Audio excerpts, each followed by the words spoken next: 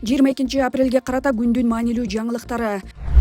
Рита Карасартовага медициналык кароого барууга уруксаат берилген жок. Укук коргоочу Рита Карасартовага медициналык кароого барууга уруксаат берилбегенин кызы Касиет Мамырбай 22 апрелде Facebook баракчасына жазды. Анын айтымында Карасартовага операциядан кийин тигиштерин алдыруу керек болгон, бирок ТИЗО 1дин жетекчиси клиникага барууга уруксаат берген эмес. Мурун жазганымдай апама жаагына оор операция жасалган. Негизи 3 саатка созула турган операция токтобогон кан агууга байланыштуу 8 саатка созулган. Операциядан кийин бир жума бою чыдагыс оорудан күнүнө 2-3 кетанол ичип, дээрлик ар түнү кан агуусу кайра аккандан уктабай чыкчу деп жазды Касиет Мамырбай. Карасартованын кызынын айтымында ТИЗОнун жетекчилиги дарыгерди мекемеге киргизүүгө уруксаат берген, бирок ал мындан кооптонуп жатканын айтты. ТИЗО жетекчиси дарыгерди мекемеге киргизүүгө макул экенин айтты. Бирок мындай шартта бул өтө кооптуу. Эгер кайра кан токтобой ага баштасачы, ал жерде ушундай операцияларга ылайыктуу жабдуу барбы?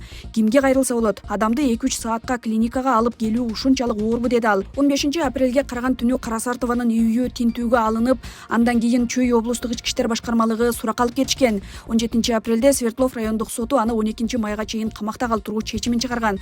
Карасартовага Тилекмат Куреновдун катын Facebook баракчасына жарыялаганы үчүн массалык башаламандыкты даярдоого катышкан деген айып тагылууда.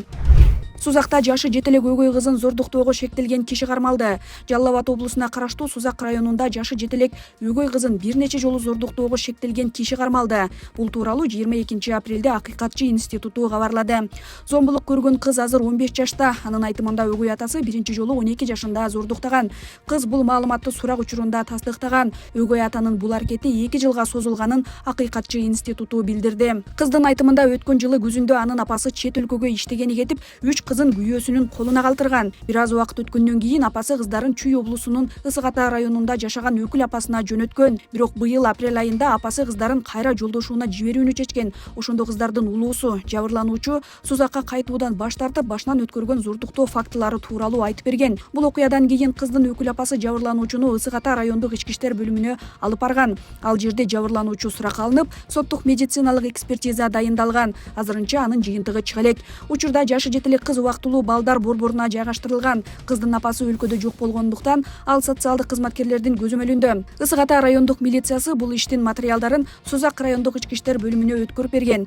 19 апрелде зордуктоо фактысы боюнча кылмыш иши козголуп, кыздын өгөй атасы кармалган. Акыйкатчы Жамиля Жаманбаева укук коргоо органдарына кыздын укугун коргоп, кечиктирилгис чараларды көрүүгө чакырды.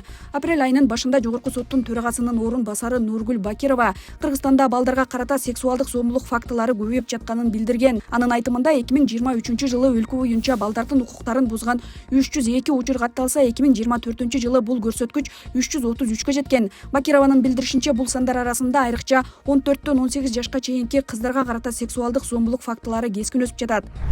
Ош мэриянын кызматкери жалданмачылыкка шектелип кармалды. Ош шаардык мэриясынын басма сөз кызматкери жалданмачылыкка шек саналып кармалды.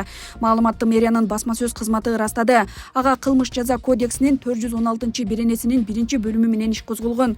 Бул бөлүктө башка мамлекеттеги куралдуу жаңжалдарда же мамлекеттик бийликти кулатууга же аймактык бүтүндүгүн бузууга багытталган зомбулук аракеттерди пайдалануу максатында жалдануучуларды азгырып тартуу, каржылоо, материалдык жактан камсыз кылуу, үйрөтүү, ошондой эле жалдануучуларды согуштук жаңжалдарда же аракеттерде пайдалануу деп жазылган. 1-Май райондук соту шектүүнү 17-июнга чейин камакка алды. Учурда шектүүнүн кимге жана кандай максатта жалданганы тууралуу расмий маалымат айтылган жок.